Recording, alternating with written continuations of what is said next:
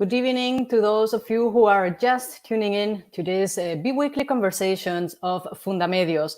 And good morning for those who will see it tomorrow or whenever you just listen to this conversation. This conversation that we call now the Journalists Conversando, because we normally have them in Spanish. We normally talk with Hispanic journalists in Spanish, Hispanic journalists that are here in the US and that faces different challenges. But today we will talk about the violence against the press. And we have a special guest and we will talk this in English. So sorry for my English. I'm a German Ecuadorian journalist doing my best in English.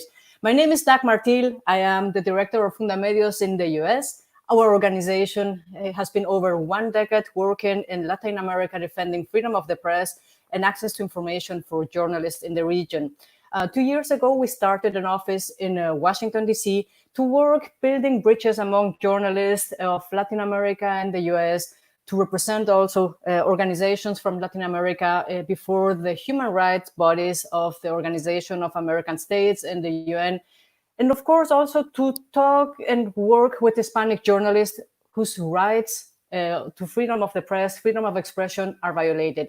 And now we are raising our voice for this journalist.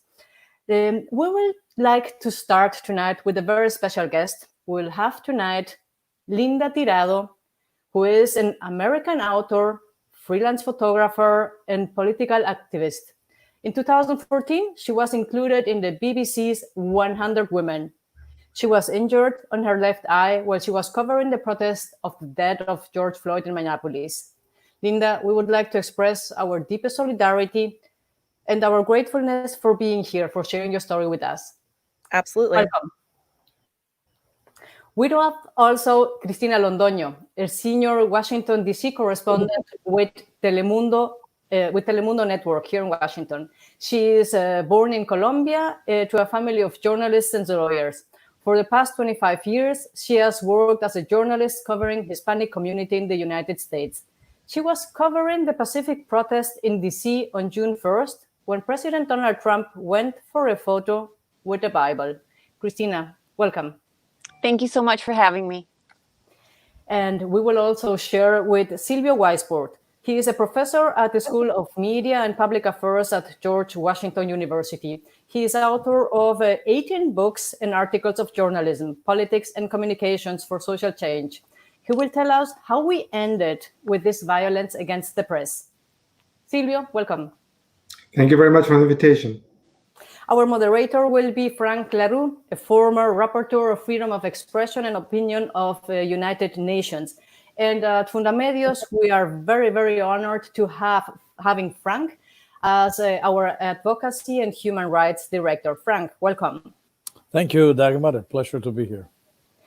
But before we start, let me just bring some facts on the table for our discussion. And I will ask Oscar to help us with the presentation. As of today, the US Press Freedom Tracker has documented over 430 violations of press freedom since May 26th, with protests against racism erupted in Minnesota after George Floyd was killed by a police officer who kneeled on his neck for about 9 minutes. Since then, 59 journalists were arrested, 92 suffered physical attacks, 90 were hit by rubber bullets or other kind of projectiles, 54 were tear gassed, 32 were pepper sprayed, and at least 57 journalists demanded that their equipment was damaged.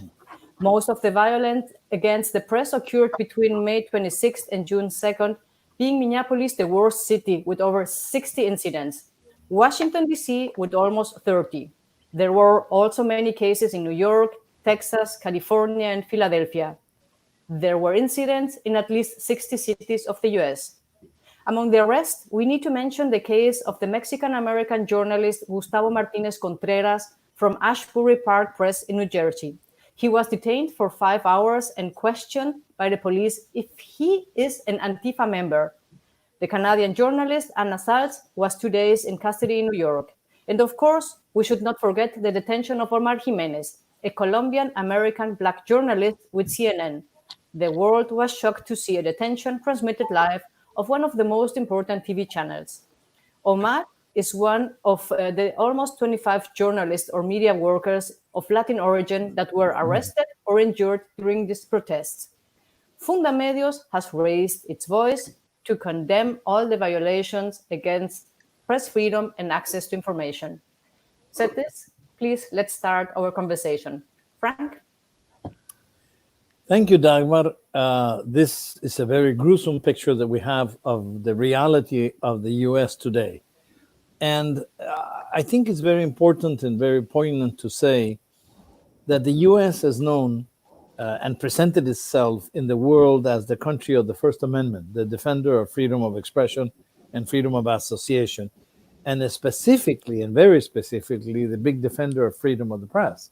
The US has always raised its voice about persecution of the press abroad. Today, we have these dramatic photographs and realities. And we have today the testimonies of our participants in this forum to talk about what is happening inside the US today. As Fundamedios, we have said in the past that the rhetoric of leaders, of political leaders, is very dangerous because although it seems to be only words, the higher the level of the political leaders that express them, the more possibility, the bigger possibility that these become a reality. So we have seen this happening around the world. And in the US, we have seen from the president to the cabinet downward, a harassment of the press, a verbal harassment of the press, calling the press an enemy of democracy or an enemy of the country or the makers of fake news. This harassment of the press, this verbal harassment of the press, systematically going out in every statement and in all occasions and in every press conference, begins to sink in. And ultimately, it reaches the police and those security forces that are active at a local level. So today we're going to look at the reality of how these security forces are reacting in this country now where there is a policy based on confrontation. Let me begin with Linda Tirado. As Dagmar mentioned, we have many cases, but Linda's case is probably the most dramatic case and is really, really very tragic. Linda, our strongest solidarity to you and our biggest recognition of how brave you are. Linda was a photojournalist working in Minneapolis at the moment of the demonstrations. And I would like to ask you, Linda, let's talk about what was the reaction of the police? What is this reality of the police forces as a strategy? Because before it used to seem that demonstrations always had some melee and some basic violent reaction of forces, but in a disorganized way. Would you say that today they were actually confronting the press directly? Yeah, I don't think there's any question about that. The day before I was shot, they arrested a CNN crew in Minneapolis live on television. And certainly the photos that we're seeing, the things that journalists are saying, it's very clear that this is specific and directed. There was a video going around Twitter of a guy identifying himself as press, and the police said, "We just don't care. You're not exempt from, whatever we tell you need to do." Today, police got on a bridge, and I don't recall what state this was, and got on their speakers that said, "If you get on this bridge, you'll be giving up your First Amendment rights." And I think that it is because I also was embedded in Ferguson, and so this isn't protests are kind of what I do, or at least one of my standard beats. And we saw a lot of antagonism from police in St. Louis, but it wasn't this specific and it wasn't this intentional. It was, you might get caught up in tear gas, or they might mistake you for a protester if you didn't have like a pro camera out, if you were just working on your cell phone. But it wasn't this kind of malevolence that seemed to be very directed. I find it very dramatic when you say that a police said you're giving away your First Amendment. Can anyone in reality renounce to the exercise of First Amendment and basic rights? Why don't you tell us a little bit what happened in Minneapolis? I mean, What exactly happened to you? Yeah, so I had actually just been wandering around taking photos. The first night I was there was Thursday evening. I want to say the 28th. And it was the first night National Guard were there, and they were letting me, run in and out of structure fires. It was actually a little astounding because I'm used to, police stopping me from getting into certain scenes when they think it might be problematic for safety or liability. On Friday night, I was taking an establishing shot because tear gas against police cruiser lights actually makes these kind of wonderful purple and orange rainbows. And it's almost pretty. And so I was taking the establishing shot, and they hit me in the face. And in fact, if you go to my Patreon, it's patreon.com/bootstrap. The last post that I have up is a series of images that I took from just before I was shot.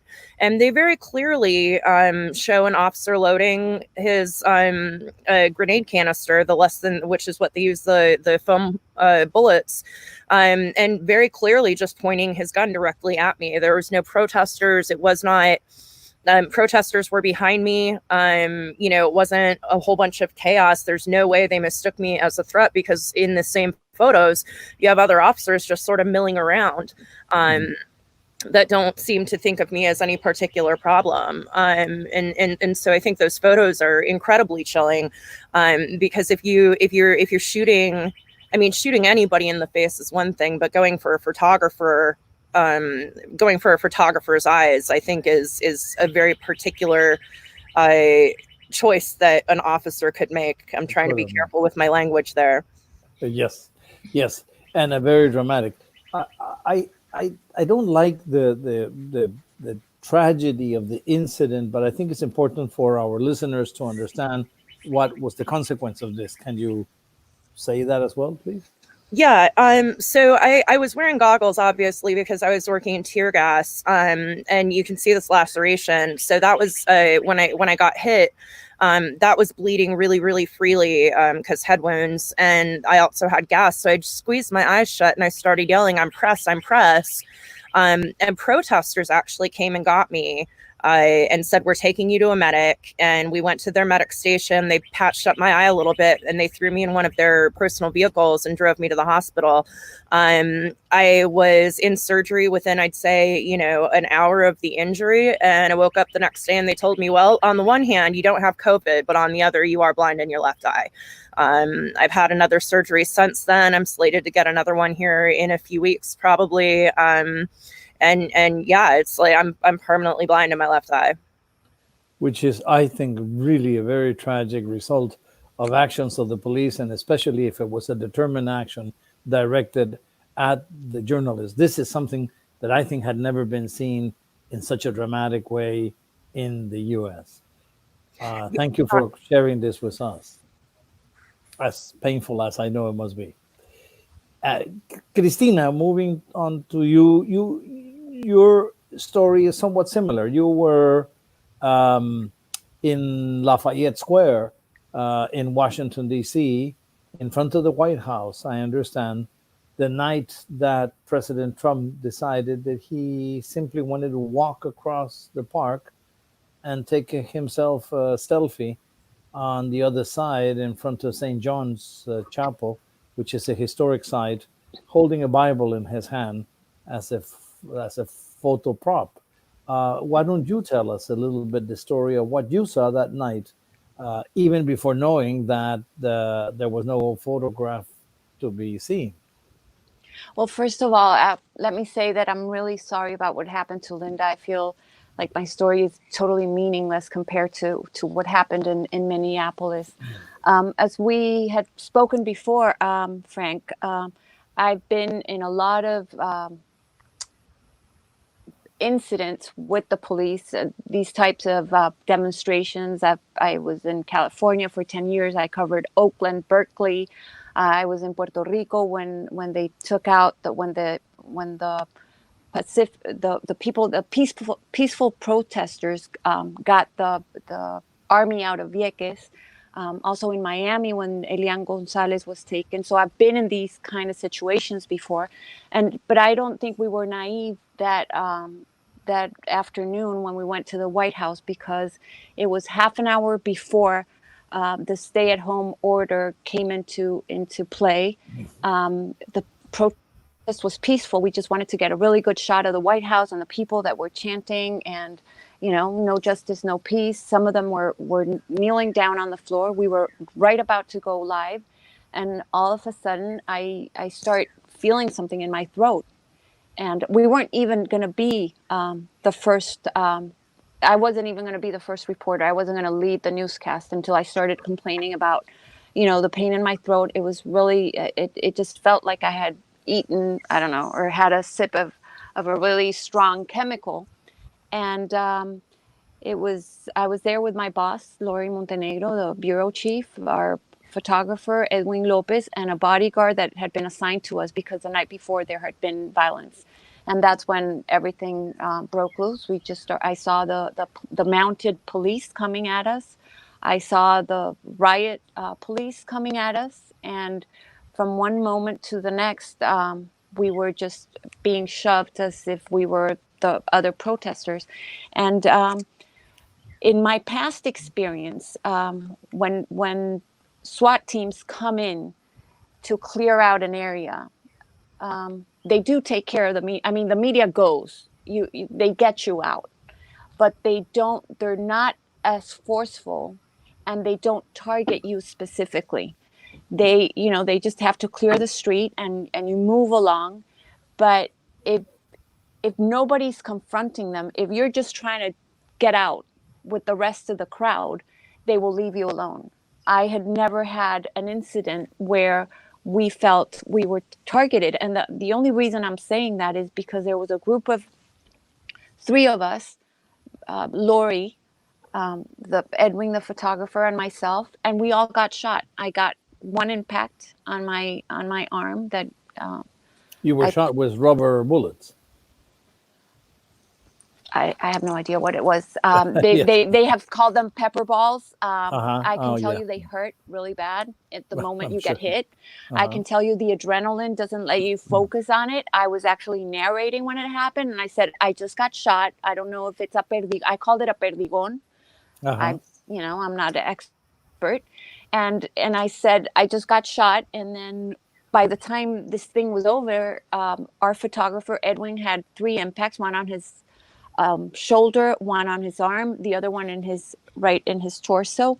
Lori got hit in the back. So this cannot be chance. That's what I'm thinking. And much less a photographer, Edwin, who's pretty tall. He gets shot in the arm he's filming with, and then in the shoulder. And at one point when they're moving us along, I see them pointing their guns at me. I didn't know what they were shooting. I didn't know where the guns were coming, where the shots were coming from. I don't know where the flashbang grenades were coming from. I thought they were raining down on us because there was a mounted police. That's one of the things that scared me the most. It's the mounted police, because usually in these kind of situations, you look around and you kind of know where you're at. But when things rain on you, it makes it a lot more difficult. And those flashbang grenades are designed to scare people, and I can tell you they do a really good job. And that was our experience, and I'm trying to narrate everything that's happening to me at that time. I could hear Jose Diaz-Balart, our anchor, asking me questions, and we just try to explain what was happening, and we didn't really understand. This is a very important story, because you did not know then that President Trump was going to walk across the park, did you? No. And I knew I've been in situations like this before, and usually what the press does, or what we've done, is you stand in a place where you can get a good shot of whatever's going to be going on in the background, especially if there's civil disobedience.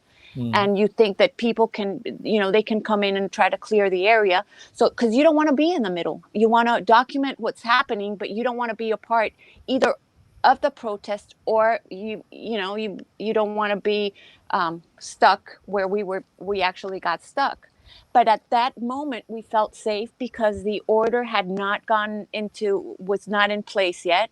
We had half an hour to go. It was 6:30, and we felt really safe. The protesters And were just chanting. They were not.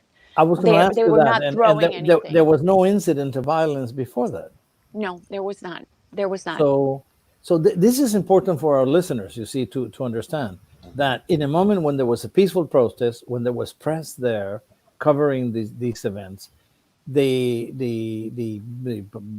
different police forces, because there were several of them, some of them were mounted police, some of them were riot police, decided to come out, throw tear gas, throw pellets, and begin shooting different objects, including rubber bullets and other issues to everyone there, just to open the park, Lafayette Park, and let President Trump walk out to take himself a photograph in front of St. John's Church. By the way, when I first felt the tear gas, I can tell you, in the video, I had to look at it after everything is done. It's all a movie that just happened in your head, and you don't know what's real, what you dreamt, what you thought happened, or what didn't happen. But when looking at the video after that, at the moment when we started feeling the tear gas, there were people kneeling right next to me in protest. They were kneeling, they were chanting, and they were on their knees. They were not throwing rocks, or they were not being violent. This is very important to mention, because this was not a protest that merited any action by police force. And here you have a president that, because he wants to make a publicity stunt, is willing to use force in different ways to push people around, including the press and including the peaceful demonstrators who were there. I think this is one of the absurdities of this administration that we're looking at this moment. I think it's also relevant, Cristina, to mention that there was no forward before that. No one told you that was going to happen, that the president wanted to walk, or that people should move out of the park, or anything like that. Usually at times like that, when they're going to clear an area, I have felt before in Puerto Rico, when they wanted to get rid of the people that were doing the civil disobedience, the federal agents would come and they would, come up on a loudspeaker and say, "You have 10 minutes, we're moving in, please, let's end this peacefully, walk out." And most of the times we have gotten warning. In other protests that I've covered in Oakland or Berkeley, there's always something really violent that happens before the forces come in. It's not, I don't think I've ever been surprised. Yes, this is very important. Thank you very much. And Cristina, thank you very much for your testimony and for being so honest and sharing this tragic experience that you lived in Washington, D.C., in the capital of the country. Silvio, if we hear these two stories in two different cities, and it happened in over 100 cities across the U.S., in similar reasons and with abuse of the police, although there are different police forces, and many journalists were attacked. What, as an academic and as a researcher on freedom of the press, on the exercise of the First Amendment, what would be your conclusion of the recent events? Because we feel, and let me advance my personal opinion and let me know if this is right or wrong, is that this time the press was being targeted specifically in many of these demonstrations, which is what Dagmar showed us in the first pictures and films. This, I don't think, had ever happened in this way in the country. There had always been journalists hurt in the demonstration as a side effect, but not that journalists were the target of the police forces. What do you think is happening in the country now? Well, I think that these are not isolated episodes, and thank you very much for the testimonies of both journalists here. I think there is a pattern, and that's what is really troubling. There is a history of violence against the press in this country, but of course, it never reached the sort of magnitude that we have seen in other parts of the world. But in the last years has been, as you said in your introductory remarks, Frank, so a rhetorical violence against the press, which has been troubling. And those who know how things work in other parts of the world, we know that that kind of violent rhetoric is the prelude to actual physical and armed violence against the press. That's the first issue. Second issue is given the testimonies from our two colleagues as well as from other journalists who have been the target of attacks. Clearly, demonstrably, the attacks were targeted at the press. That just waving the press pass, the press sign, doesn't provide any kind of immunity or protection for journalists to actually cover the events. So it still remains to be demonstrated how this actually happened, but judging by the actions, as you said, it was clearly that the press was targeted. Which, what to me it means actually is sort of a breaking down of the norm that sort of typically were observed in American politics, especially in the case of protests or crowds on the streets, that having a press sign will give you some kind of protection. That is no longer the case. That is the breakdown of this norm, that the press is no longer seen as being above politics, or being a witness to history, being an impartial actor that is there to document the events rather than to take part. And it's clearly that the police have the order that that will not be longer the case, that the press should not have any special status in order to document the events. This is what I find new in the history of this country, and this is what is particularly troubling. And do you think that that there is? I mean, the press is going through a process of weakening for many reasons. I mean, economically, because of the sustainability of the press, with the pandemic of COVID-19, because of the fact that there have been many furloughs and small media closing. And now on top of that, you have this third element that brings now the levels of violence and direct harassment of the press. What is the challenge of the press in the U.S. to survive, do you think? Well, I mean, there has been a number of recorded attacks against the press in the last years. We can check the site of the Committee to Protect Journalists and other freedom of expression organizations that have documented this increase in attacks against the press in the past years. Second, there have been an increased online harassment of journalists, particularly women and particularly journalists of color in the last years. So this is the context in which what just happened a few weeks ago actually took place. It will be impossible to understand how the police behave vis-a-vis the press countrywide. It's not just in one or two sides, but it's across the country.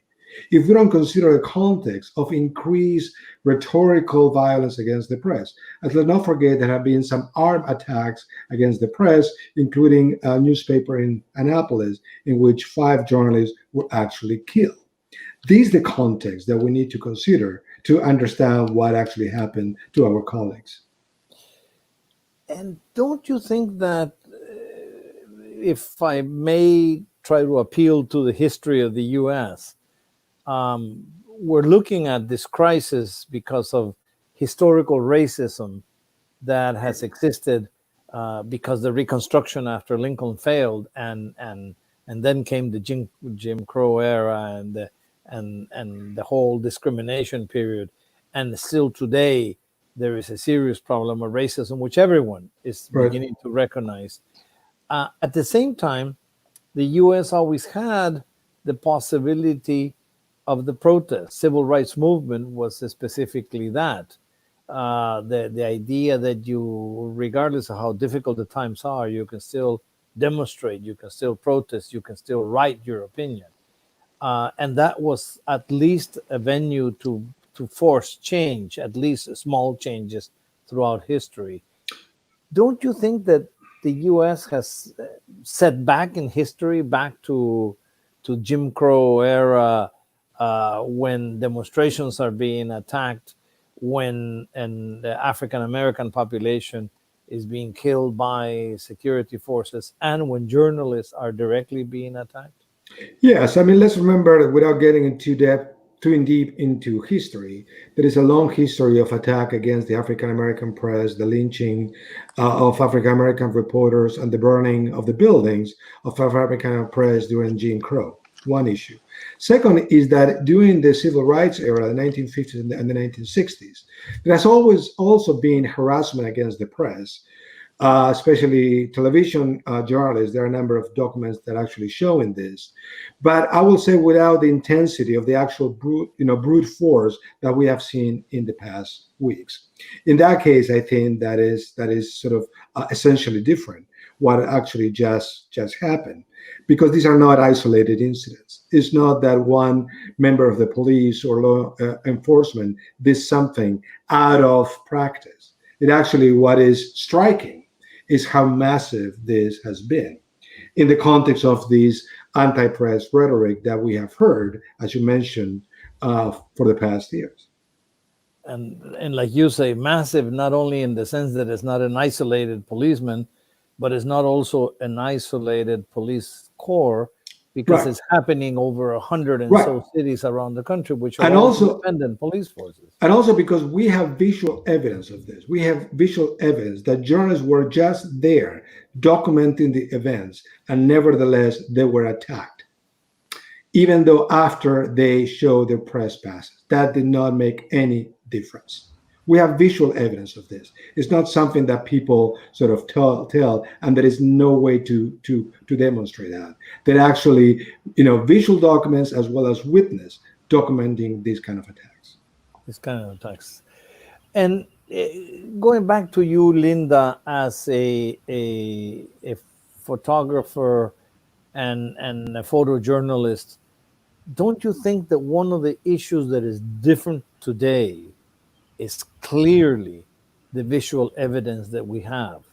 I mean, the fact that the George Floyd incident became such a symbolic protest for Black Lives That Matter in the whole country was because someone was able to film the incident tragically on their telephone camera. The fact that you are a photographer that were documenting issues in Minneapolis that probably offended the police, which is what you were harassed. But still, even with the pain and the suffering that you yourself had, don't you think we're living a new era where reality can now be seen more visually and more graphically with photography? Yeah, and that is why you're seeing the Black Lives Matter movement gain a popularity amongst white folk that you haven't seen before. Is you can't not see it. It's on TV. Anybody can be a journalist if they've got a phone and a data connection or Wi-Fi at home. These things are being streamed live. It's going up on Facebook. It's going up on Twitter. It's going up on Snapchat. And it makes it inescapable. It makes it inarguable. The night that I was shot, there was actually an order that said that press was exempt from the curfew. So there was at least officially an attempt to make a nod to press freedom, but that doesn't change the fact that my photos happen to have more clarity because I'm using pro gear. But what actually happened that night was captured by probably 300 cameras, 300 people with just their phones up and rolling. And I think that it's horrific. The entire premise of the Black Lives Matter movement, that it's needed, is horrific. Nobody should have to say that. Nobody should have to fight for it. But that's our country and the history that we have. But it's almost wonderful and heartening to know that people are getting information out there, and our job as journalists has typically been to narrate what we see and to show people what we see. But I think it's nothing but good that it's all of these perspectives. I, as a white lady journalist, don't have the perspective of a Black protester who's, a 19-year-old male. And I don't have those same sorts of interactions. And so my work is shaped by my identity. and by what sort of things I'm even going to be allowed to see. Because if I had not been shooting at a Black Lives Matter protest, if I hadn't been out there taking photos, in response to George Floyd's killing, there's no way that I would have been targeted by police at any point, right? Like, I'm not getting pulled over. I'm not getting stopped in stores. I'm not getting, any of those things. And I think that the storytelling and journalism itself is done a great service by the widespread availability of cameras and by the widespread availability of information. One of the issues that you have raised very clearly is that you have to kind of have a personal experience to be able to understand the reality of different social and human groups. This is one of the reasons why there's a talk about diversity in the media, is because you have to be an African-American family to understand what it is to send a daughter or a son out to the street, worried about whether they will be stopped by the police. But in reality today, you're adding a new element. Before, being a journalist would give you an element of prestige, of credibility in the community. And today, you're being targeted for being a journalist. Yeah, and I think that's inherently political. I mean, you can't have the leader of the country, and I wrote about this back in 2015 and 2016 when Trump was coming to prominence as a serious political candidate. And I wrote about the fact that in order for him to gain support, he had to discredit and he had to malign the people who were saying that this is crazy, let's stop it, this is not going to take us down a good path. And given that was the majority of any political observer, the way he started his campaign of maligning immigrants, and specifically Mexican immigrants, the numerous rape allegations over the years, like all of these things, the man is not a decent sort of person. And he had to discredit the media because the media was reporting facts of oh, by the way, he screwed over everybody who's ever worked for him. He doesn't pay his bills. He doesn't take care of his ex-wives, all of these things. And the only way he could gain any support was by saying, well, none of that's true. I am the only hope. I'm the only one that can save us. And he had to denigrate and discredit us to get that done. And he's done a very effective job, because there's a lot you can say about Donald Trump, but he is incredibly savvy. He's very good at emotional rhetoric. He's very good at frightening people. And in order to operate a political system based on fear, you cannot have a free press. They're antithetical.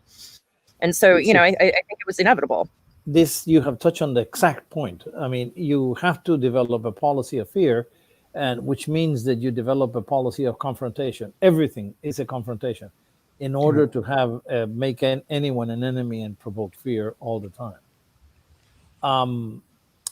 Cristina, in the case of journalists like yourselves, it was interesting because one would have thought that if President Trump was coming out to the park to make a statement, and according to his mind, he was making a religious statement because he was bringing a Bible in his hand, one would have thought that he wanted the press to be there, that he wanted to have the photo up and make a statement, and maybe even make a religious statement, had he read the Bible any time, I would assume.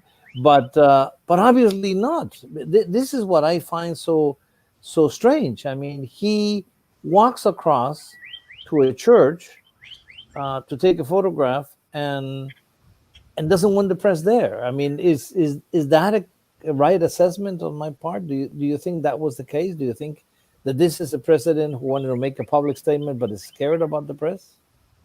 Well, I can tell you what he has been doing lately, and whatever inferences you make or whatever you, however you decide to judge it, it's totally up to you. But President Trump in the past few weeks has not been giving the press conferences we had been seeing during the height of the coronavirus infections. We were having him almost 2 hours a day at the talking to everybody, to whomever would ask him a question, engaging journalists at the White House, even getting into personal attacks back and forth. And there's been a while that that he has decided not to answer questions.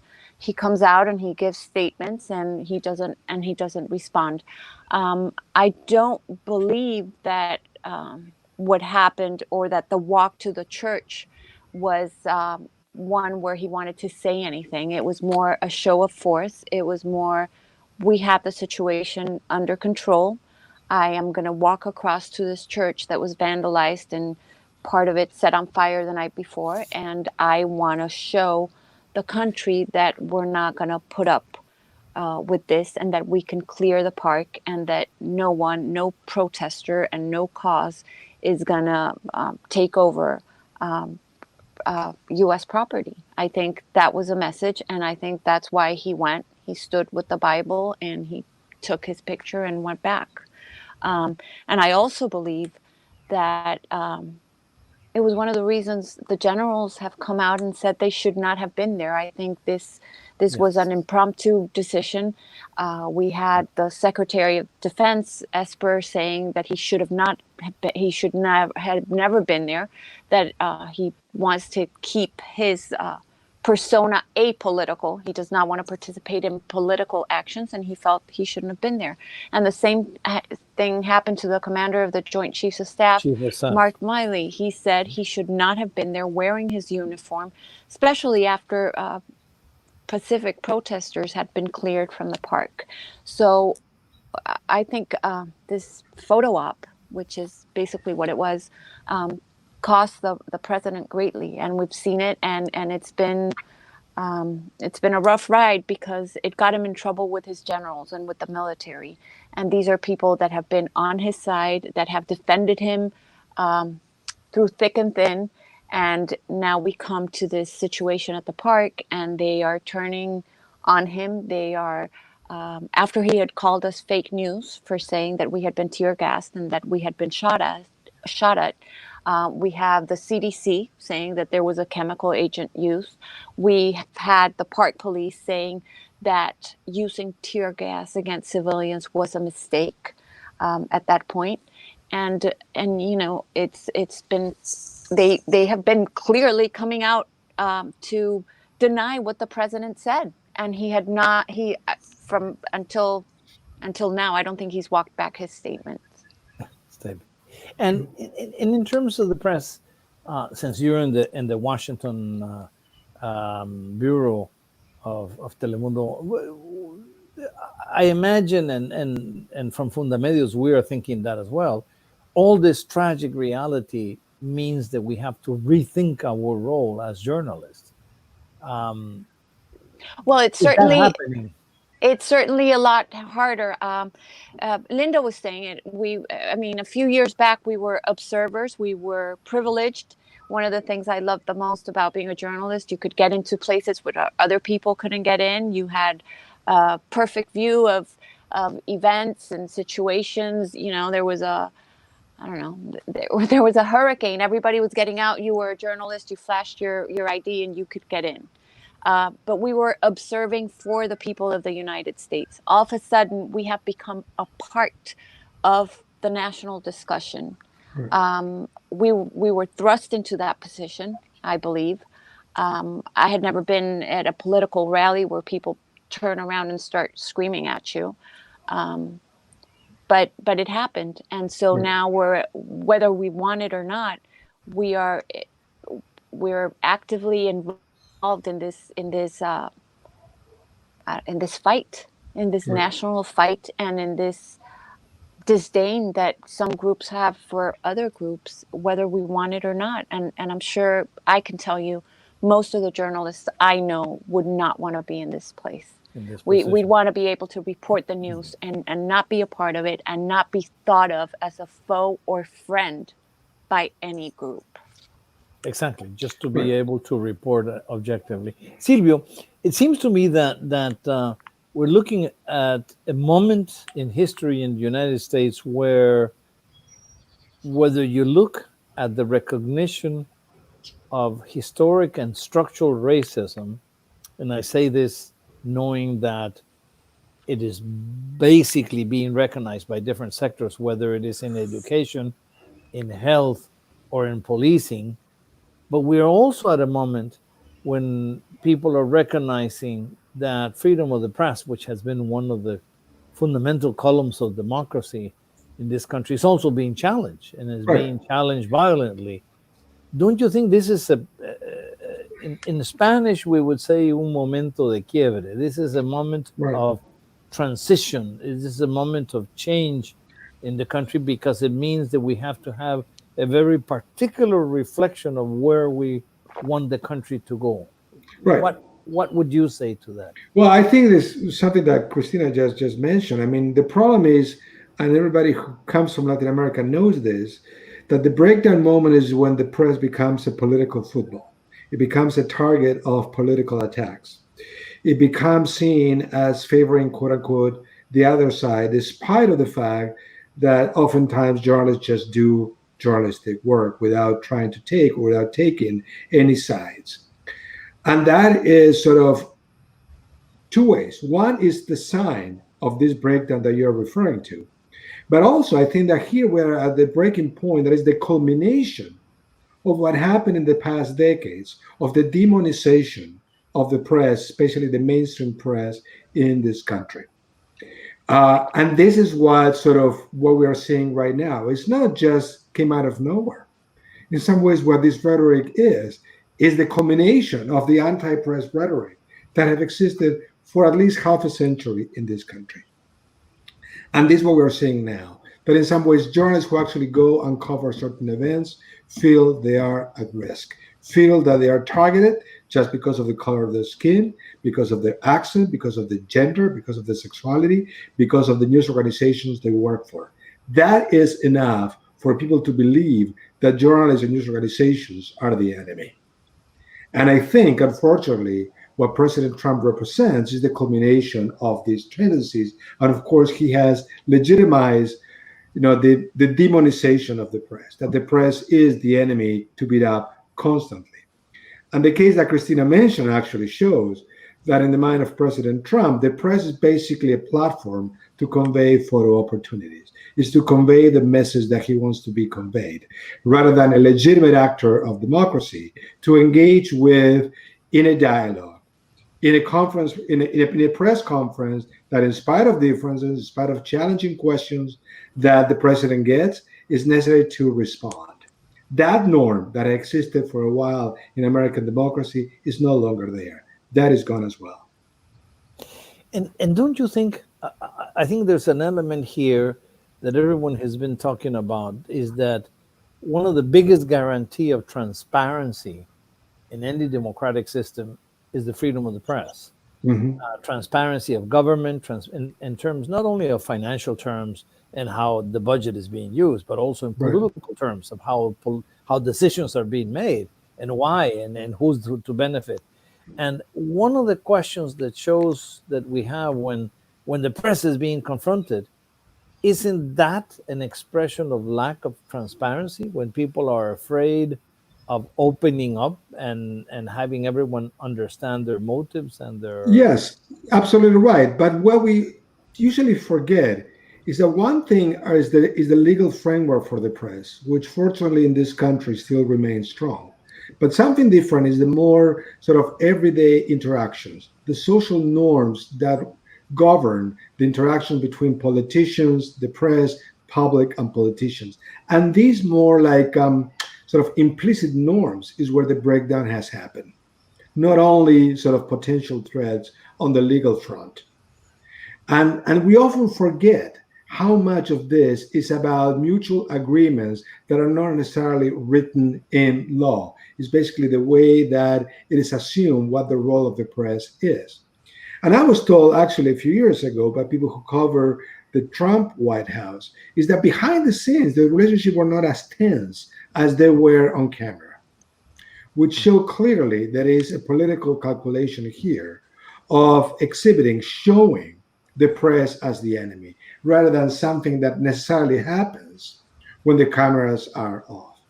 And this is sort of the sort of norms that are no longer there, right? Or they are in critical state. Yes, that's very good. Going back to you, Linda, if we're going to sum up all this reality, and again, I go back to this reality of confrontation, and I say this again because I think there's a strategy of confrontation, of racial confrontation, whether it's African American population, whether it's migrants from Latino countries, or whether it's journalists being honest about the reality of the country. We're looking at a policy of confrontation instead of a policy of cohesion in a nation. Looking at this reality and the suffering that it generates, like yourself, that what you suffered and what you have gone through, how do we move forward? What do you think would be the strategy to move ahead? I mean, for my part, I'm going to keep doing my job. I think when you are confronted by a bully, the best thing to do is not teach them that they can bully you. So, I've been saying they didn't get the eye that I take photos with, they didn't get my dominant eye. They're going to have to try again. And I think that it's important to remember that the reason Trump had to have his photo op is he was afraid he looked weak because he went to a bunker. That these things are often an expression in political leadership. These giant sweeping force things are an expression of weakness. They are an expression of the fear of appearing weak. And I don't know how to fix America, but I do know that the universe does bend towards justice if you continue to push for it. And I think that it's an incredibly frightening moment in the country. It's the U.S., for all of its warts and flaws, has typically been reasonably stable over much of its history. And I don't think we know how this is going to go. I think that what is important is that we keep doing our jobs and that we refuse to be moved, and we refuse to let the upheaval that we're going through change the way that we do our jobs, except to perhaps make us a little more cognizant of our own flaws as journalists. I think that there are critiques that we could take on board. I think we could improve.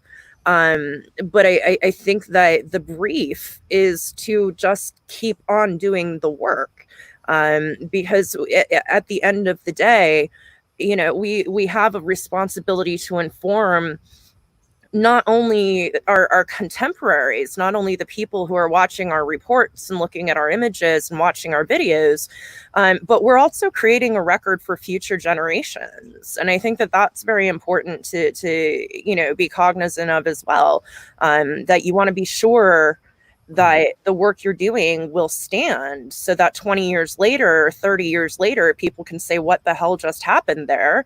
And there will be that record.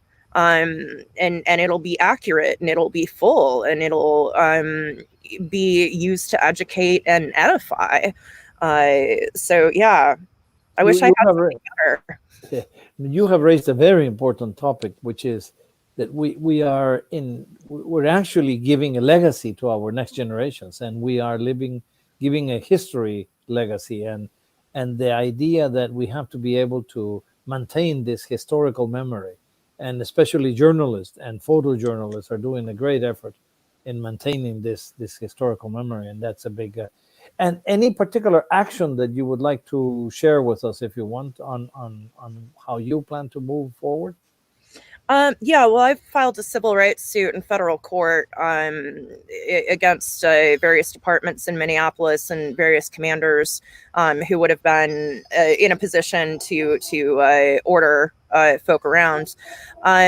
But honestly, I just plan to keep reporting. Like I'm going to finish having surgeries, and then I'm going to pick up my camera, relearn how to take photographs, and I'm going to go back out on location because that is my job. I am very pleased that you still have the same drive to keep on being a photojournalist and continue reporting, even with the pain and the tragedy you suffered, which I'm sure is very deep. But you still have the stamina and the decision to continue. This is wonderful, a wonderful testimony. And Cristina, in the reflection that journalism has to make. What do you think we should be thinking of the future? I remember that there's always this idea in the past that journalism had to be balanced, but the balance was seen as being middle of the road, of giving equal views to both sides. Do you think anything of that has changed? Do you think that now there's a different reflection of what really being objective and balanced means in journalism? Well, believe it or not, it is a question that keeps me up at night. I'm troubled. I've been, especially if we go back to this incident at the White House, June 1st, we reported, and as I'm narrating what's happening, I keep on insisting that these protesters were there peacefully. They were not violent at all. And I can't tell you, I've had very good comments by people who have been, on my side, and they have, said that they're very sorry about what happened to me. But there's other people that have said that, they have called me a liar. They have said that I'm disrespecting their president, that I'm biased, that I'm fake news. And it really does hurt, because it was my ideal in becoming a journalist. And there was even a moment where I doubted if I'm being a journalist when I say they were protesting peacefully. There was no violence at the park. The curfew had not gone into effect, and we were attacked very aggressively by law officers. So it is something I struggle with, because I do want to be in the middle. I do not want to be perceived as if I was taking a side or not taking a side. But there are situations where I feel I guess you're human first before being a journalist. A year and a half ago, I think you're objective first, and not necessarily. Well, I can tell you, I covered the border with the family separations at the border. Mm-hmm. There are things where the truth seems like you're taking sides. Where if you talk about a mother being separated from her 6-month-old baby just to show something, to make a point, you have to call that cruel. And that's the kind of thing that's happening to us right now. There are incidents that we have to call by their name. And it's very hard doing so, because before you would have never had to, you would have never ended up in a position where you would describe something as cruel and attribute it to the U.S. government.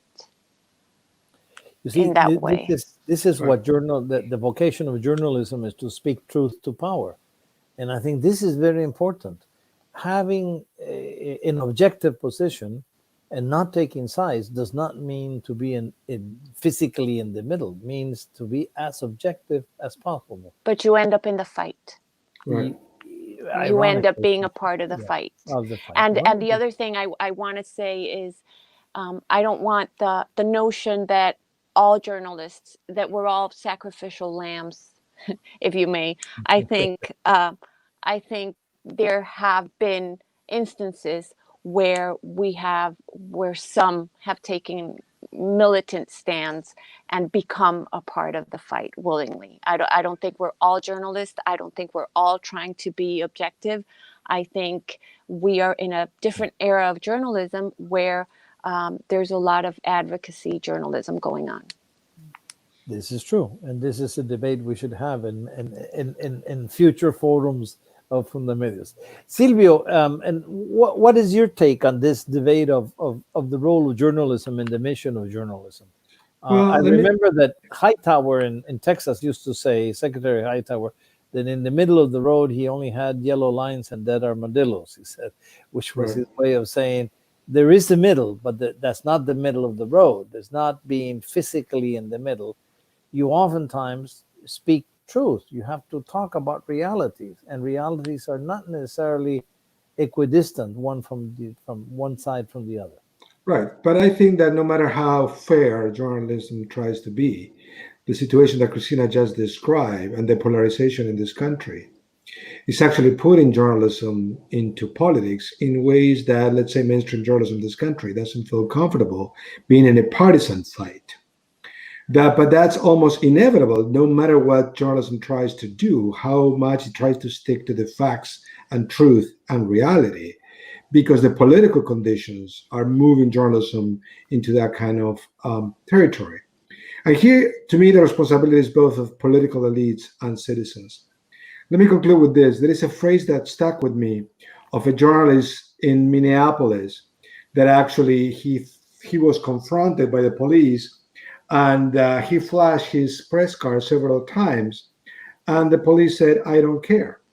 And that to me is what really matters. Who cares about the situation of journalists? And the problem is that, unfortunately, many people in this country, many American citizens, as well as members of political elites, don't care about this situation. And that has to change. It's not just a question of journalism willingly trying to be in a fair position to document reality. It's basically the fact that a large sector of the public, as well as political elites, are convinced that journalism, no matter what journalism does, is the enemy. And that is the fundamental problem that we have. And everybody who has seen that in other countries, we know that that looks like authoritarianism. That looks like the beginning of a non-democratic regime, when people do not value, don't care about fundamental democratic institutions like the press. Let me pick up that thought, because I totally agree with you. The question is, journalism has always been a fundamental column of challenging power. This country was created on the basis of challenging monarchy in Europe and challenging the abuses of power of government. This was the fundamental issue of the founding fathers. And because of that, the First Amendment was created as well. So the idea is that if you have a free press and you have the possibility of speaking truth to that power, challenging power, you will always have an element of confrontation that will limit the abuse of power in the name of the population. So with that thought in mind, and I think this is important, and which is very tragic to see what is happening to the press today as being confronted, I think we have had a wonderful conversation, and I would like to give each one of you a chance to close this forum with closing remarks, to the extent that you would like to make some reflection on this country, the U.S. being, for what I think, and this is in a turning point on recognizing racism as a structural problem, defending that Black Lives Matter, as well as all colored population, that there's no peace without justice, and that there is no limits to power if you don't have a free press. I would like to hear all three of you with closing remarks. Can we begin with you, Linda? Yeah, sure. I mean, just with respect to the conversation that we've lately been having, I think that there's a difference between being a journalist and being a reporter, which is to say that if you are a reporter, your job is to be as unemotional as you possibly can be. But I think that journalism is a broader umbrella than just straight reportage. And I think that it is our job to find things that are wrong and say this is wrong, and to build that case, and to not say that something's wrong without that case being built. I think that we are the only people who can do that in many instances. Of say, look, this is wrong. We filed the FOIAs. I spent 6 months reporting this out. Like, this is what's going on in your country, and it is on its face not right. So for me, I think our role is to be narrators and observers, and to give people the context of how to deal with what they are seeing around them. And to say, look, they shouldn't have fired at us. They shouldn't have fired at those people. They didn't do a dispersal order. They didn't, all of these things are true. And I think that you have to be willing now more than ever to take risks. So I guess, in closing, what I would say is be bold and be brave and be fearless, because it is a scary time. But I think it's scary for everybody. We just happen to be very talented at explaining that to folk, more fortunate or unfortunate as it may be for us. I think we just happen to have that talent and skill, and I think that we just need to double down and do our jobs twice as hard. And you are a very clear example of how to be brave and being bold, Linda. We really recognize your sacrifice and your determination and your contribution to journalism and to the role of reporting as a photojournalist in this country. This is crucial and very important. You are a true journalist who has the vocation and who's willing to put your life on the line. Cristina, what would be your closing remarks? I'd just like to say that there's no other country in the world where I would rather go through this turmoil than the United States of America. Despite everything that's happening, Linda gets her chance to sue the government. She can do it without being put in some prison cell or being called a crazy or being tortured. The streets have been filled for days upon days with massive protests, and people there can be a little repression, but they're still out there, and they can still go out and speak their truths. We can report. Our channels are still on the air. The president can say what he wants to say. They can say what they want to say on either side. And we're still reporting, and we're still doing our job. And I believe that it says a lot about the institutions of this country. I'm a naturalized citizen. I love the United States, and I am very proud that even though we're at a very difficult time in history, I truly believe that we're going to get through this, and we're going to come out on the other side winners, because the institutions are going to be strengthened, and because minorities and the right causes and justice are really going to shine through. I do believe that. Thank you, Cristina. You are also a true example of dedication to journalism and to love to this country. So I congratulate you for your determination and your professionalism. I think it's a testimony to what true journalism can do in this country. Silvio, as an academic on communication in general and on journalism in particular, what would be your final remarks? My final remarks is basically we are seeing troubling signs of the erosion of democratic institutions in this country, and what we discussed today in the past hour, what happened in the last weeks, it's a sign of that. And I share Cristina's sort of hope that there are sort of enough countermeasures in this country to bring it back to reinforce, to strengthen democratic institutions. But at the same time, I think that it's important to investigate, to document whether what we've discussed is part of a systemic approach to the press, and it's not isolated cases.